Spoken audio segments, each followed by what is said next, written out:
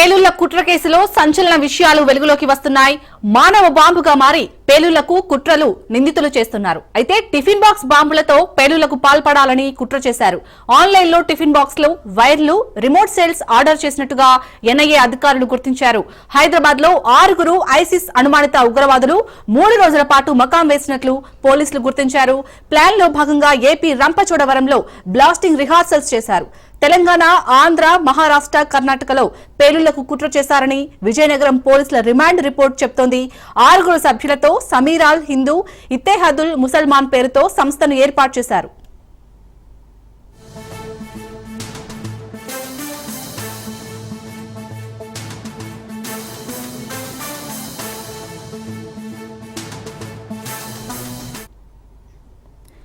ఇరవై మంది యువకులతో గ్రూప్స్ సిరాజ్ ఏర్పాటు చేశాడు. పంజాబ్, రాజస్థాన్ తో పాటు పలు రాష్ట్రాల్లో నెట్వర్క్ డెవలప్ చేసేందుకు స్కెచ్ వేశారు. విజయనగరం నుంచే ఆపరేషన్ కు పక్కా ప్లాన్ చేసినట్టు పోలీసులు గుర్తించారు. ఇండియాను ఇస్లామిక్ దేశంగా మార్చాలనేదే లక్ష్యంగా ఈ కుట్రకు ప్లాన్ చేసినట్టుగా తెలుస్తోంది. సిరాజ్ కు పలువురు సౌదీ వాసులతో పరిచయాలు ఉన్నాయని, నిధులన్నీ సౌదీ నుంచి వస్తున్నట్టు పోలీసులు అనుమానం వ్యక్తం చేస్తున్నారు.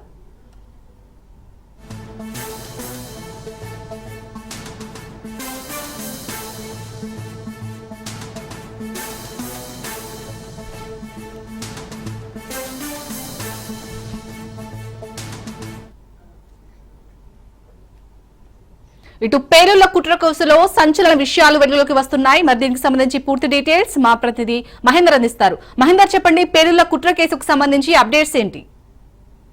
పేలుళ్ల కుట్ర కేసులో సంచలన విషయాలు బయటకు వస్తున్నాయి. భారతదేశాన్ని ఇస్లామిక్ దేశంగా మార్చడమే తమ లక్ష్యంగా సిరాజ్ సమీర్లు ఏదైతే మొత్తం హైదరాబాద్తో పాటే ఇటు తెలుగు రాష్ట్రాలు ఆంధ్రప్రదేశ్, తెలంగాణ, కర్ణాటక, మహారాష్ట్రలో రద్దీగా ఉండే ప్రాంతాలను ఎంచుకొని బాంబులు పేల్చి ఇక్కడ మొత్తం అల్లకల్లోలం సృష్టించి ఇక్కడ అల్లా రాజ్యాన్ని ఏర్పాటు చేయాలి అనేటువంటి ఒక ఆలోచనతో ఇస్లామిక్ దేశంగా భారత్ని మార్చాలనే ఉద్దేశంతో మొత్తంగా బాంబు పేలుళ్లకు ఏదైతే ప్రయత్నం చేశారో వారిని అరెస్ట్ చేశారు. రిమాండ్లో సంచలన విషయాలు తెలుస్తున్నాయి.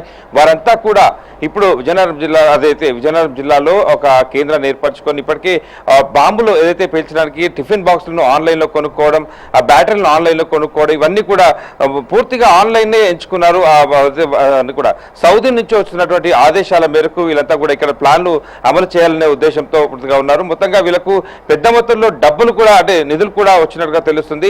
ఇప్పటికే ఎన్ఐఏ రంగంలోకి దిగింది. పూర్తిగా అన్ని కోణాల్లో కూడా దర్యాప్తు చేస్తున్న పరిస్థితి కనిపిస్తుంది. అంటే హైదరాబాద్ లో గతంలో దిల్సుఖ్ నగర్ లో ఇలాంటి బాంబు పేలులు అయితే జరిగాయో అదే కోణంలో అదే తీరులో మొత్తం హైదరాబాద్ లోని కొన్ని రద్దీ ప్రాంతాలను ఎంచుకొని మానవ బాంబులతో పాటు ఇటు రిమోట్ కంట్రోల్ బాంబులతో పాటు టిఫిన్ బాక్స్ బాంబులను కూడా పెట్టి మొత్తం హైదరాబాద్ మొత్తంగా అన్ని ముంబై, హైదరాబాద్, ఢిల్లీ ఈ ప్రాంతాలను మొత్తం కూడా అల్లకల్లోలం చేయాలి, ఇస్లామిక్ రాజ్యాన్ని ఏర్పాటు చేయాలి అనేటువంటి సౌదీ ఆదేశాలతో వీరంతా కూడా ఇక్కడ ఈ ప్రయత్నాలు చేశారు. మొత్తానికి సికింద్రాబాద్ లో మొదటగా సమావేశమయ్యారు. దాదాపు 20 మంది 4 రాష్ట్రాల నుంచి మహారాష్ట్ర, తెలంగాణ, ఆంధ్రప్రదేశ్ మొత్తం ఈ రాష్ట్రాల నుంచి అయితే వీరందరూ కూడా ఒక్కసారిగా వాట్సాప్ గ్రూప్లలో మీట్ అవ్వడం, మొత్తంగా వాట్సాప్ కాల్లో చేయడం, ఇన్స్టాగ్రామ్లలో మీటింగ్లు పెట్టుకోవడం, ఇలా దాదాపు చాలా వరకు కూడా రిహార్సల్కి వచ్చేశారు.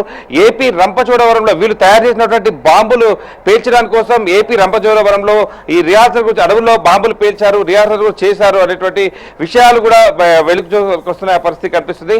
మొత్తానికి దిల్సుఖ్ నగర్ లో గతంలో ఏదైతే బాంబు పేలులు చూసామో అదే తరహాలో దశాబ్ద కాలంగా ఏదైతే మనం చూసామో అదే తరహాలో మొత్తం హైదరాబాద్ తో పాటు భారత్ లోని కొన్ని ప్రాంతాలను ఎంచుకొని అల్లకల్లోలం చేయాలనే ఉద్దేశంతో వారైతే రంగంలోకి దిగిన పరిస్థితి కనిపిస్తుంది.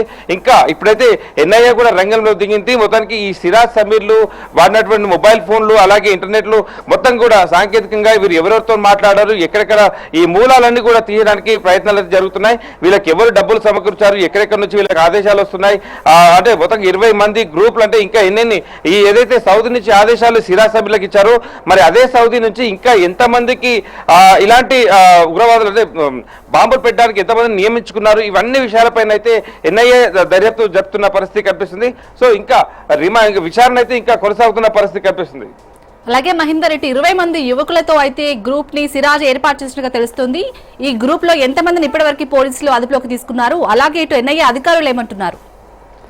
అంటే విజయనగరం పోలీసులు కాస్త ఈ విషయం అంటే ఈ వివరాలు ఇవ్వడానికి కాస్త గోప్యత ప్రదర్శించినప్పటికీ ఎన్ఐఏ ఇప్పటి వరకు ఈ రిపోర్ట్ బహిర్గతం చేసిన దాన్ని బట్టి చూస్తే 20 మంది సభ్యులైతే దీంట్లో పార్టిసిపేట్ చేసినట్టుగా కనిపిస్తుంది. ఇద్దరిని మాత్రమే ఇప్పుడు ఇద్దరు పేర్లు మాత్రమే బహిరంగ వినిపిస్తున్నాయి. ఒకటి సిరాజ్, ఒకటి సమీర్ మాత్రమే పేర్లు మాత్రం బయటకు వినిపిస్తున్నాయి. మరి ఇంకా 18 మంది ఎవరు, వాళ్ళకి ఇచ్చినటువంటి ఆదేశాలు ఏంటి, మరి సిరాజ్ అలాగే సమీర్లు ఆ 20 మందికి ఇంకా అంటే ఎక్కడెక్కడ ఎలాంటి కార్యక్రమాలు చేయాలి అనేటువంటివి ఏ ఆదేశాలు ఇచ్చారు, మరి వాళ్ళకి ఇంకెవరైనా అంటే వీళ్ళతోనైనా వీళ్ళకు ఉన్నటువంటి ఫస్ట్ లింక్ ఏదైతే సౌదీ నుంచి వీళ్ళకి వస్తున్నాయో వాళ్ళకు కూడా ఆ లింక్స్ ఏమైనా ఉన్నాయా, వీటన్నిటిపైన అంటే ఇంకా వారి పేర్లు కానీ వారు ఎక్కడెక్కడ ఉంటారు ఏ విషయాలు కూడా బహిర్గతం కాలేదు. మరి ఇంకా ఎలాంటి కార్యకలాపాలు వీళ్ళు చేయడానికి సిద్ధమయ్యారు, వీళ్ళకి ఇంకా ఆదేశాలు ఎవరు ఇస్తున్నారనే దానిపైన అయితే ఇప్పుడు వీళ్ళ మొబైల్ ఫోన్లు ఇవన్నిటితో కీలకంగా అంటే చాలా డెప్త్ గా ఇన్వెస్టిగేషన్ అయితే జరుగుతుంది. తర్వాత ఈ ఇన్వెస్టిగేషన్ లో మాత్రం ఇంకా అంటే చాలా విషయాలు అయితే వీళ్ళకి వచ్చే అవకాశం అయితే కనిపిస్తుంది.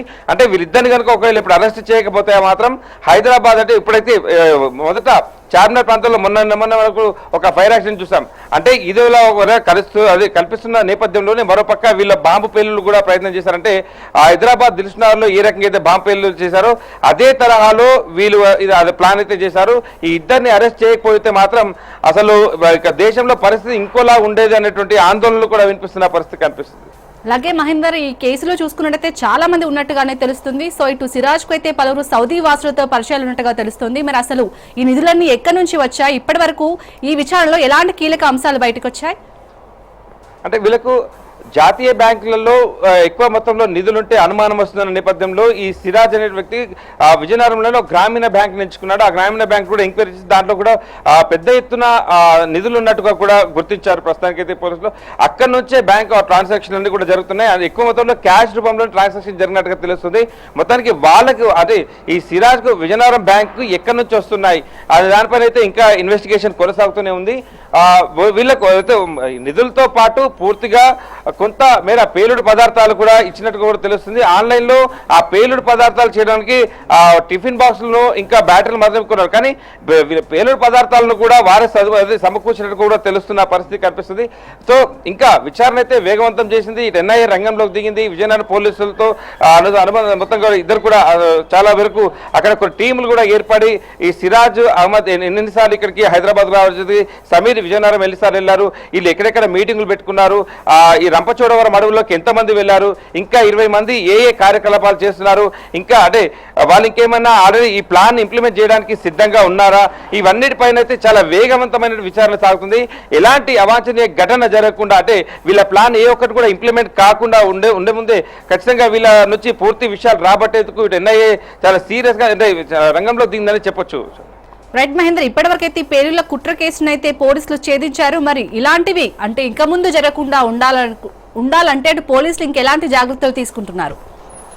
తెలంగాణ మొత్తంగా ఇదైతే ఈ కుట్రను ఛేదించడంలో పోలీసులు చాలా వరకు సక్సెస్ అని చెప్పారు. అంటే ఇంటెలిజెన్స్ కౌంటర్ ఏదైతే ఉందో వాళ్ళు మాత్రమే ఈ పేలులకు సంబంధించినటువంటి హైదరాబాద్ లో ఈ సమీర్ అనే వ్యక్తి కదలికలు బట్టి అక్కడ సిరాజ్ ను అదుపులోకి తీసుకోవడం జరిగింది. సో మొత్తానికి విజయనగరం పోలీసులకు చెప్పడం, వాళ్ళు అక్కడ తన అదుపులోకి తీసుకోవడం, మొత్తానికి పోలీసులు నిఘా వ్యవస్థలు చాలా కట్టుదిట్టంగా ఉన్నందుకు మాత్రమే ఇలాంటిది బహిర్గతమైంది. ఖచ్చితంగా భవిష్యత్తులో ఇలాంటి జరగకుండా ఉండడానికి ఇప్పుడు ఉన్నటువంటి పూర్తి సాంకేతిక పరిజ్ఞానానికి తీసుకున్న పరిస్థితి కనిపిస్తుంది. అంటే ఇంత పెద్ద కుట్ర దాదాపు 4 రాష్ట్రాల్లో అల్లకల్లోలం చేయడానికి పడినటువంటి కుట్రను ఛేదించడంలో పోలీసుల పాత్ర చాలా పెద్ద మొత్తంలో ఉందని చెప్పొచ్చు. పోలీసులు చెప్పిన విధంగానే అంటే ఇంటెలిజెన్స్ కౌంటర్ ఏదైతే వాళ్ళని అరెస్ట్ చేసిందో వాళ్ళకు ఉన్నటువంటి ఇన్ఫర్మేషన్ ప్రకారం ఇప్పటికీ అయితే 20 మంది ఇంకెవరు ఉన్నారు అనే దానిపైన కూడా ఒక వాళ్ళకు క్లారిటీ ఉన్నట్టుగానే తెలుస్తుంది. కానీ బహిర్గతం చేయని పరిస్థితి ఉంది.